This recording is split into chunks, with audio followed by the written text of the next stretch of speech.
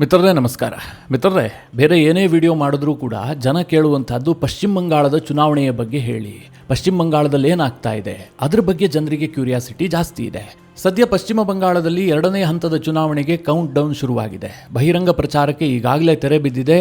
ಎಲ್ಲಾ ಪಕ್ಷಗಳು ಕೂಡ ಅಬ್ಬರದ ಪ್ರಚಾರವನ್ನು ನಡೆಸಿ ಸದ್ಯ ಗೆಲುವಿನ ಲೆಕ್ಕಾಚಾರ ಹಾಕೋದಕ್ಕೆ ಶುರು ಮಾಡಿದ್ದಾರೆ. ಈ 2ನೇ ಹಂತದ ಚುನಾವಣೆ ಇದೆಯಲ್ಲ, ಇದು ಪಶ್ಚಿಮ ಬಂಗಾಳ ಯಾರು ಆಳ್ತಾರೆ, ಯಾರಿಗೆ ಅಧಿಕಾರ ಸಿಗುತ್ತೆ, ಇದನ್ನ ನಿರ್ಧಾರ ಮಾಡುವಂತಹ ಚುನಾವಣೆ. ಒಟ್ಟು 142 ವಿಧಾನಸಭಾ ಕ್ಷೇತ್ರಗಳಿಗೆ ಚುನಾವಣೆ ನಡೀತಾ ಇದೆ. ಮಮತಾ ಬ್ಯಾನರ್ಜಿ ನಂಬಿಕೊಂಡಿರುವಂತಹದ್ದೇ 2ನೇ ಹಂತದ ಚುನಾವಣೆಯನ್ನ. ಮೊದಲನೇ ಹಂತದ ಚುನಾವಣೆಯಲ್ಲಿ ಮಮತಾ ಬ್ಯಾನರ್ಜಿ ಅಷ್ಟೇನು ನಿರೀಕ್ಷೆ ಇಟ್ಕೊಂಡಿಲ್ಲ. ಮೊದಲನೇ ಹಂತದ 152 ಕ್ಷೇತ್ರಗಳಲ್ಲಿ ಒಂದು 40% ಸ್ಟ್ರೈಕ್ ರೇಟ್ ಇಟ್ಕೊಂಡ್ರೂ ತೊಂದರೆ ಇಲ್ಲ. 2ನೇ ಹಂತದಲ್ಲಿ ನಾನು 80% ಸ್ಟ್ರೈಕ್ ರೇಟ್ ಇಟ್ಕೊಳ್ಬೇಕು ಅಂತ ಮಮತಾ ಬ್ಯಾನರ್ಜಿ ತಂತ್ರಗಾರಿಕೆಯನ್ನು ಮಾಡಿಕೊಂಡಿದ್ದಾರೆ.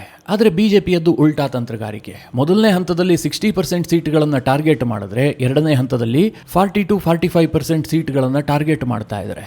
ಬಿಜೆಪಿಗೆ ಈ 2ನೇ ಹಂತ ಇದೆಯಲ್ಲ, ಇದು ಕಬ್ಬಿಣದ ಕಡಲೆ. ಆದರೆ ಮಮತಾ ಬ್ಯಾನರ್ಜಿಗೆ ಇದು ಭದ್ರಕೋಟೆ. ಹಾಗಾದರೆ 2ನೇ ಹಂತದ ಚುನಾವಣೆಗೆ ಯಾವ ರೀತಿಯಾದಂತಹ ತಯಾರಿಗಳಾಗಿದ್ದಾವೆ, ಯಾವ ರೀತಿಯಾಗಿ ಪ್ರಚಾರ ನಡೆದಿದೆ, ಬಿಜೆಪಿಗೆ ಯಾಕಿದು ಕಬ್ಬಿಣದ ಕಡಲೆ ಅಂತ ಅನ್ನಿಸ್ಕೊಂಡಿದೆ, ಇದೆಲ್ಲವುದನ್ನು ಈ ವಿಡಿಯೋದಲ್ಲಿ ನಿಮಗೆ ಡೀಟೇಲ್ ಆಗಿ ವಿವರಿಸ್ತೀನಿ. ನೀವು ಈ ವಿಡಿಯೋನ ಕೊನೆವರೆಗೂ ಮಿಸ್ ಮಾಡದೆ ನೋಡಿ. ಮಿತ್ರರೇ, 2ನೇ ಹಂತದಲ್ಲಿ ಪಶ್ಚಿಮ ಬಂಗಾಳದಲ್ಲಿ 142 ವಿಧಾನಸಭಾ ಕ್ಷೇತ್ರಗಳಿಗೆ ಚುನಾವಣೆ ನಡೀತಾ ಇದೆಯಲ್ಲ, ಇದನ್ನ ಮಮತಾ ಬ್ಯಾನರ್ಜಿಯವರ ಭದ್ರಕೋಟೆ ಅಂತಲೇ ಕರೆಯಲಾಗುತ್ತೆ. ಯಾಕೆ ಕೇಳಿದ್ರೆ 2021ರ ರಿಸಲ್ಟ್ ಅನ್ನು ನೋಡಿದ್ರೆ ನಿಮಗೆ ಸ್ಪಷ್ಟತೆ ಸಿಗುತ್ತೆ. 2021ರಲ್ಲಿ ಮಮತಾ ಬ್ಯಾನರ್ಜಿ ಈ 142 ಕ್ಷೇತ್ರಗಳ ಪೈಕಿ 123 ಗೆದ್ದಿದ್ರು. ಒಟ್ಟು 8 ಜಿಲ್ಲೆಗಳಲ್ಲಿ ಈ ಚುನಾವಣೆ ನಡೀತಾ ಇದೆ. ಈ 8 ಜಿಲ್ಲೆಗಳ ಪೈಕಿ 4 ಜಿಲ್ಲೆಗಳನ್ನ ಅಂದ್ರೆ ದಕ್ಷಿಣದ 24 ಪರಗಣ, ಕೋಲ್ಕತ್ತಾ, ಹೌರಾ ಮತ್ತು ಪೂರ್ವ ಬರ್ಧಮನ್, ಈ 4 ಜಿಲ್ಲೆಗಳನ್ನು ಕ್ಲೀನ್ ಸ್ವೀಪ್ ಮಾಡಿಬಿಟ್ಟಿದ್ರು. ಈ 142 ಕ್ಷೇತ್ರಗಳ ಪೈಕಿ ಬಿಜೆಪಿ ಗೆದ್ದಿದ್ದು ಕೇವಲ 18 ಕ್ಷೇತ್ರಗಳು ಮಾತ್ರ. ನಾಡಿಯಾ ಜಿಲ್ಲೆಯಲ್ಲಿ 9 ಕ್ಷೇತ್ರವನ್ನು ಗೆದ್ದಿದ್ರು. ಹಾಗೆ ಉತ್ತರದ 24 ಪರಗಣದಲ್ಲಿ ಒಂದು 5 ಕ್ಷೇತ್ರವನ್ನು ಗೆದ್ದಿದ್ರು. ಹೀಗಾಗಿ ಫಸ್ಟ್ ಫೇಸ್ ನಲ್ಲಿ ಬಿಜೆಪಿ ದೊಡ್ಡ ಸಾಧನೆಯನ್ನ ಮಾಡಿದ್ರೂ ಕೂಡ 2ನೇ ಹಂತದಲ್ಲಿ ತೀರಾ ಕಳಪೆ ಸಾಧನೆ ಮಾಡಿದ್ದೇ ಆದರೆ ಬಿಜೆಪಿ ಅಧಿಕಾರಕ್ಕೆ ಬರೋದಕ್ಕೆ ಸಾಧ್ಯವೇ ಇಲ್ಲ. ಹೀಗಾಗಿ 2ನೇ ಹಂತದ ಈ ಚುನಾವಣೆ ಬಿಜೆಪಿಗೂ ಮುಖ್ಯ, ಹಾಗೆ ಮಮತಾ ಬ್ಯಾನರ್ಜಿ ಅವರಿಗೂ ಕೂಡ ಅತ್ಯಂತ ಮಹತ್ವವನ್ನು ಪಡೆದುಕೊಂಡಿದೆ. ಮಿತ್ರರೇ, ಈ 142 ಕ್ಷೇತ್ರಗಳ ಪೈಕಿ 2019ರ ಚುನಾವಣೆಯಲ್ಲಿ ಬಿಜೆಪಿ 37 ಕ್ಷೇತ್ರಗಳಲ್ಲಿ ಲೀಡನ್ನು ಪಡೆದುಕೊಂಡಿತ್ತು. ಅಂದರೆ ಲೋಕಸಭಾ ಚುನಾವಣೆಯಲ್ಲಿ ಅಷ್ಟು ಕ್ಷೇತ್ರದಲ್ಲಿ ಲೀಡ್ ಸಿಕ್ಕಿತ್ತು. ಹಾಗೆ 2024ರಲ್ಲಿ 27 ಕ್ಷೇತ್ರದಲ್ಲಿ ಲೀಡ್ ಸಿಕ್ಕಿತ್ತು.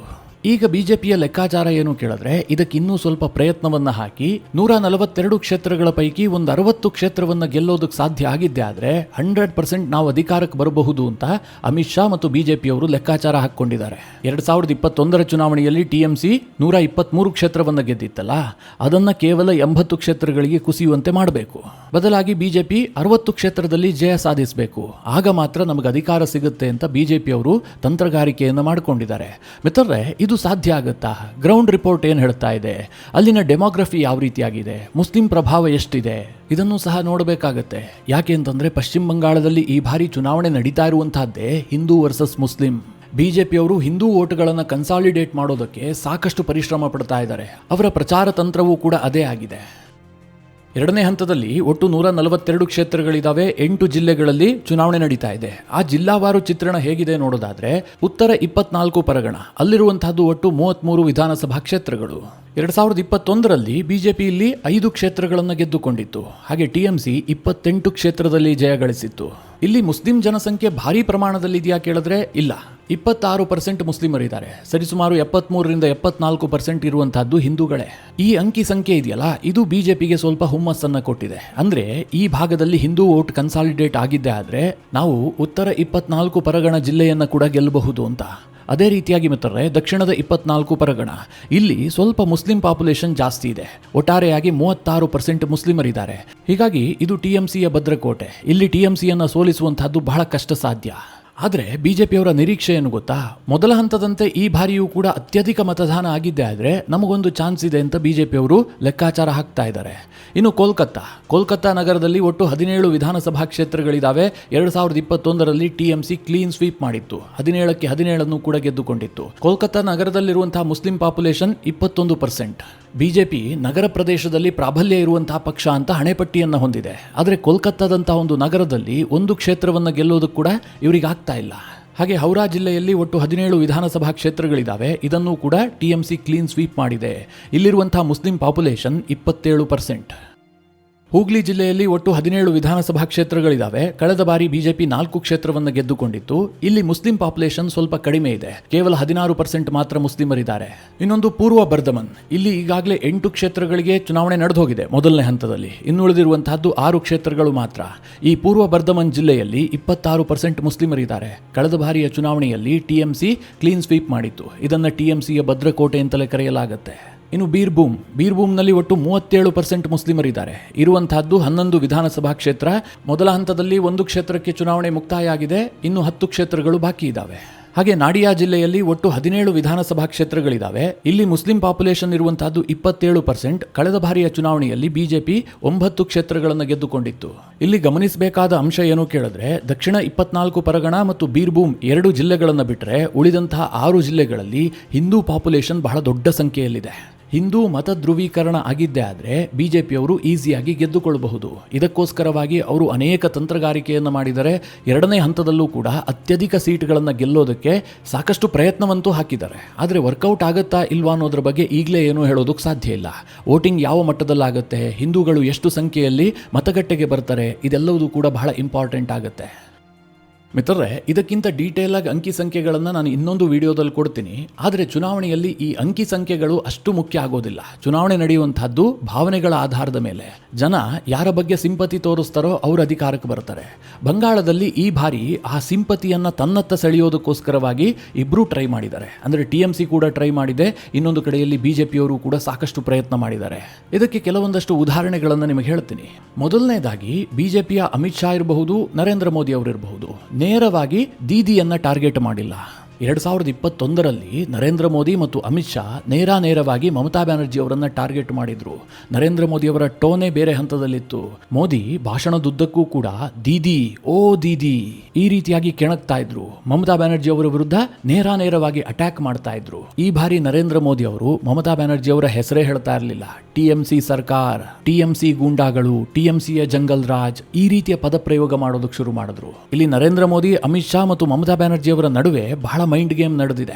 2021ರ ಚುನಾವಣೆಯಲ್ಲಿ ಮಮತಾ ಬ್ಯಾನರ್ಜಿಯೂ ಕೂಡ ಅಮಿತ್ ಶಾ ಮತ್ತು ನರೇಂದ್ರ ಮೋದಿ ಅವರ ಮೇಲೆ ಪರ್ಸನಲ್ ಅಟ್ಯಾಕ್ಗಳನ್ನು ಮಾಡಿದ್ರು. ಈ ಬಾರಿ ಮಮತಾ ಬ್ಯಾನರ್ಜಿ ಅದನ್ನು ಮಾಡಲಿಲ್ಲ. ಬಿಜೆಪಿಯವರು ಮಮತಾರನ್ನ ಕೆಣಕೋದಕ್ಕೋಸ್ಕರವಾಗಿ ಅನೇಕ ಪ್ರಯತ್ನವನ್ನು ಮಾಡಿದ್ರು. ಆದರೆ ಅಪ್ಪಿತಪ್ಪಿಯೂ ಕೂಡ ಮಮತಾ ಬ್ಯಾನರ್ಜಿ ಮೋದಿ ಬಗ್ಗೆಯೂ ಕೂಡ ಮಾತನಾಡಿಲ್ಲ, ಅಮಿತ್ ಶಾ ಬಗ್ಗೆಯೂ ಕೂಡ ಪರ್ಸನಲ್ ಅಟ್ಯಾಕ್ ಮಾಡಿಲ್ಲ. ಯಾಕೆ ಕೇಳಿದ್ರೆ ಸಿಂಪತಿ ಕ್ರಿಯೇಟ್ ಆಗಬಾರದು, ಜನರ ಭಾವನೆಯನ್ನು ಕೆರಳಿಸುವಂತಹ ಹೇಳಿಕೆಗಳನ್ನು ಕೊಡಬಾರದು ಅನ್ನುವಂಥದ್ದೇ ಇದರ ಮೂಲ ಉದ್ದೇಶ. ಇನ್ನು 2021ರಲ್ಲಿ ಮಮತಾ ಬ್ಯಾನರ್ಜಿ ಏನು ಹೇಳ್ತಾ ಇದ್ರು, ಬಹರಿ ಲೋಗ್ ಇವರು ಹೊರಗಡೆಯಿಂದ ಬಂದವರು ಅಂತ. ಆದರೆ ಈ ಬಾರಿ ಬಿಜೆಪಿ ಅದನ್ನು ಯಶಸ್ವಿಯಾಗಿ ಕೌಂಟರ್ ಮಾಡಿದೆ. ಅಮಿತ್ ಶಾ ಬಹಳ ಸ್ಪಷ್ಟವಾಗಿ ಎಲ್ಲ ಕಡೆಯಲ್ಲೂ ಹೇಳ್ತಾ ಇದ್ರು, ಬಂಗಾಳಕ್ಕೆ ಬಂಗಾಳದ ಮುಖ್ಯಮಂತ್ರಿಯೇ ಬರ್ತಾರೆ. ಈ ನೆಲದಲ್ಲೇ ಹುಟ್ಟಿದಂತಹ ಬಂಗಾಳಿ ಮಾತನಾಡುವಂತಹ ಈ ಸಂಸ್ಕೃತಿಯನ್ನು ಚೆನ್ನಾಗಿ ಅರ್ಥ ಮಾಡಿಕೊಂಡಿರುವಂತಹ ವ್ಯಕ್ತಿಯೇ ಬಂಗಾಳಕ್ಕೆ ಮುಖ್ಯಮಂತ್ರಿ ಆಗ್ತಾರೆ. ಅಮಿತ್ ಶಾ ಆಗಲಿ ನರೇಂದ್ರ ಮೋದಿ ಆಗಲಿ ಇಲ್ಲಿ ಬಂದು ರೂಲ್ ಮಾಡೋದಿಲ್ಲ ಅನ್ನುವಂಥದ್ದನ್ನು ಜನರಿಗೆ ಕನ್ವೆ ಮಾಡೋದಕ್ಕೆ ಯತ್ನ ಮಾಡಿದ್ರು. ಇನ್ನೊಂದು ಕಡೆಯಲ್ಲಿ ಪ್ರಧಾನಿ ಮೋದಿ ಅವರು ಟೆಕ್ನಿಕಲ್ ಪಾಯಿಂಟ್ಗಳನ್ನು ಮುಂದಿಟ್ಟರು. ಬಿಜೆಪಿ ಬಂಗಾಳಕ್ಕೆ ಯಾವತ್ತೂ ಕೂಡ ಹೊರಗಿನ ಪಕ್ಷ ಆಗೋದಿಲ್ಲ. ಬಿಜೆಪಿಯ ಪ್ರತಿಯೊಬ್ಬರು ಗೌರವ ಕೊಡುವಂತಹ ಬಿಜೆಪಿಯ ಆದಿಪುರುಷ ಶ್ಯಾಮಾ ಪ್ರಸಾದ್ ಮುಖರ್ಜಿ ಬಂಗಾಳದವರು. ಇದನ್ನೆಲ್ಲ ಪ್ರಚಾರದಲ್ಲಿ ನರೇಂದ್ರ ಮೋದಿ ಅವರು ಪದೇ ಪದೇ ಹೇಳೋದಕ್ಕೆ ಶುರು ಮಾಡಿದ್ರು. ಅಂದ್ರೆ ಬಿಜೆಪಿ ಅಂತಂದ್ರೆ ಹೊರಗಿನ ಪಕ್ಷ ಅಲ್ಲ, ಇದು ಕೂಡ ಬಂಗಾಳದ ಪಕ್ಷ ಅಂತ. ಇನ್ನು ಬಿಜೆಪಿ ಅವರು ಅಧಿಕಾರಕ್ಕೆ ಬಂದಿದ್ದೇ ಆದರೆ ಬಂಗಾಳದ ಆಹಾರ ಪದ್ಧತಿಯನ್ನು ಗುರಿಯಾಗಿಸ್ತಾರೆ.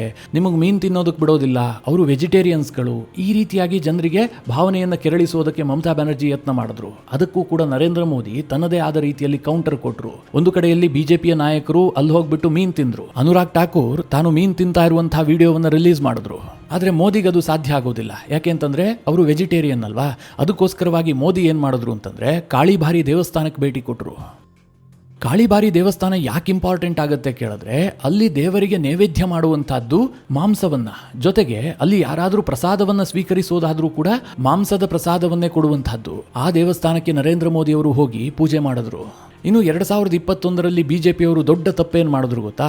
ಈ ಕರ್ನಾಟಕಕ್ಕೆ, ಆಂಧ್ರ ಪ್ರದೇಶಕ್ಕೆ, ತಮಿಳುನಾಡಿಗೆ ಹೋಗ್ಬಿಟ್ಟು ಜೈ ಶ್ರೀರಾಮ್ ಅಂತ ಘೋಷಣೆ ಕೂಗ್ತಾರಲ್ಲ, ಹಾಗೆ ಬಂಗಾಳದಲ್ಲೂ ಕೂಡ ಜೈ ಶ್ರೀರಾಮ್ ಘೋಷಣೆ ಕೂಗಿದ್ರು. ಅದಕ್ಕೆ ಮಮತಾ ಬ್ಯಾನರ್ಜಿ ಯಾವ ರೀತಿಯಾಗಿ ಕೌಂಟರ್ ಮಾಡಿದ್ರು ಅಂತಂದ್ರೆ, ಬಂಗಾಳದಲ್ಲಿ ಯಾವತ್ತಿದ್ರೂ ಕೂಡ ಶಕ್ತಿ ದೇವತೆಯ ಆರಾಧನೆ ನಡೆಯುತ್ತೆ. ಇಲ್ಲಿ ಕಾಳಿ ಮಾತೆ, ದುರ್ಗಾ ಮಾತೆಯೇ ನಮಗೆ ಪರಮ ಪವಿತ್ರವಾದಂತಹ ದೇವತೆಗಳು. ನಮ್ಮನ್ನ ವಿಡಂಬನೆ ಮಾಡೋದಕ್ಕೋಸ್ಕರವಾಗಿ ಜೈ ಶ್ರೀರಾಮ್ ಘೋಷಣೆಯನ್ನ ಕೂಗ್ತಾ ಇದ್ದಾರೆ. ಈ ರೀತಿಯಾಗಿ ಮಮತಾ ಬ್ಯಾನರ್ಜಿ ಬಿಂಬಿಸೋದಕ್ಕೆ ಯತ್ನ ಮಾಡಿದ್ರು. ಬಿಜೆಪಿಗೆ ಅದೊಂದು ಸ್ವಲ್ಪ ನೆಗೆಟಿವ್ ಕೂಡ ಆಯಿತು. ಆದರೆ ಈ ಬಾರಿ ಬಿಜೆಪಿ ಸಾಕಷ್ಟು ಪ್ರಿಪೇರ್ ಆಗಿ ಬಂದಿತ್ತು. ಜೈ ಶ್ರೀರಾಮ್ ಘೋಷಣೆಯ ಜೊತೆಗೆ ಜೈ ಮಹಾಕಾಳಿ, ಜೈ ದುರ್ಗಾ ಈ ಘೋಷಣೆಯನ್ನು ಕೂಡ ಕೂಗಿದ್ರು. ಅಮಿತ್ ಶಾರ ಇನ್ನೊಂದು ಪ್ರಚಾರ ತಂತ್ರ ಏನು ಕೇಳಿದ್ರೆ, ಈ ಬಾರಿ ಮಮತಾ ಬ್ಯಾನರ್ಜಿ ಅಧಿಕಾರಕ್ಕೆ ಬಂದಿದ್ದೆ ಆದರೆ ಅವರು ನೇರವಾಗಿ ಅಧಿಕಾರ ನಡೆಸೋದಿಲ್ಲ, ಅವರ ನೆಫ್ಯೂ ಅಂದರೆ ಸೋದರಳಿಯ ಅಭಿಷೇಕ್ ಬ್ಯಾನರ್ಜಿ ಕೈಗೆ ಅಧಿಕಾರ ಹೋಗುತ್ತೆ, ಬಂಗಾಳ ಅತ್ಯಂತ ಸಂಕಷ್ಟವನ್ನು ಎದುರಿಸುತ್ತೆ. ಈ ರೀತಿಯಾಗಿ ಅಮಿತ್ ಶಾ ಪ್ರಚಾರ ಮಾಡಿದ್ರು.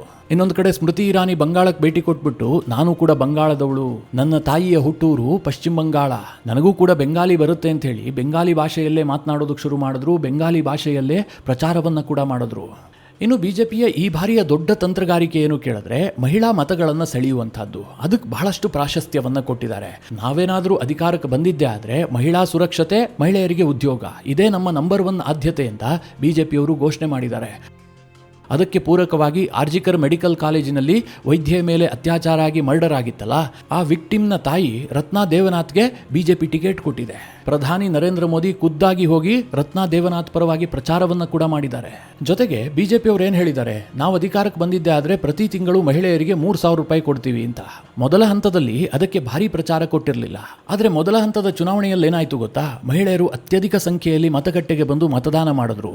ಹೀಗಾಗಿ ಬಿಜೆಪಿಯವರು ಎರಡನೇ ಹಂತದಲ್ಲಿ ಆ 3,000 ರೂಪಾಯಿ ವಿಚಾರವನ್ನು ಹೆಚ್ಚು ಪ್ರಚಾರಕ್ಕೆ ತಂದಿದ್ದಾರೆ. ಜನರಿಗೆ ಅದನ್ನು ಮನವರಿಕೆ ಮಾಡಿಕೊಟ್ಟಿದ್ದಾರೆ. ಪ್ರತಿ ತಿಂಗಳು ನಿಮಗೆ 3,000 ರೂಪಾಯಿ ಬರುತ್ತೆ, ಮಮತಾ ಬ್ಯಾನರ್ಜಿಯವರ ಲಕ್ಷ್ಮೀ ಭಂಡಾರ್ ಯೋಜನೆಯ ಡಬಲ್ ಹಣ ನಿಮ್ಮ ಕೈ ಸೇರುತ್ತೆ ಅಂತ ಹೇಳ್ಬಿಟ್ಟು ಬಿಜೆಪಿಯವರು ಘೋಷಣೆ ಮಾಡಿದ್ರು. ಒಂದು ಹಂತದಲ್ಲಿ ಬಿಜೆಪಿಯವರ ಪ್ರಚಾರದ ಭರಾಟೆ ಇದೆಯಲ್ಲ, ಇದು ಹಿಂದೆಂದೂ ನೋಡೋದಕ್ಕೆ ಸಿಕ್ಕೇ ಇರಲಿಲ್ಲ. ಇಷ್ಟೊಂದು ದೊಡ್ಡ ಮಟ್ಟದ ಅಬ್ಬರದ ಪ್ರಚಾರವನ್ನು ಈ ಹಿಂದೆ ಯಾವ ರಾಜ್ಯದಲ್ಲೂ ಕೂಡ ಬಿಜೆಪಿಯವರು ಮಾಡಿರಲಿಲ್ಲ.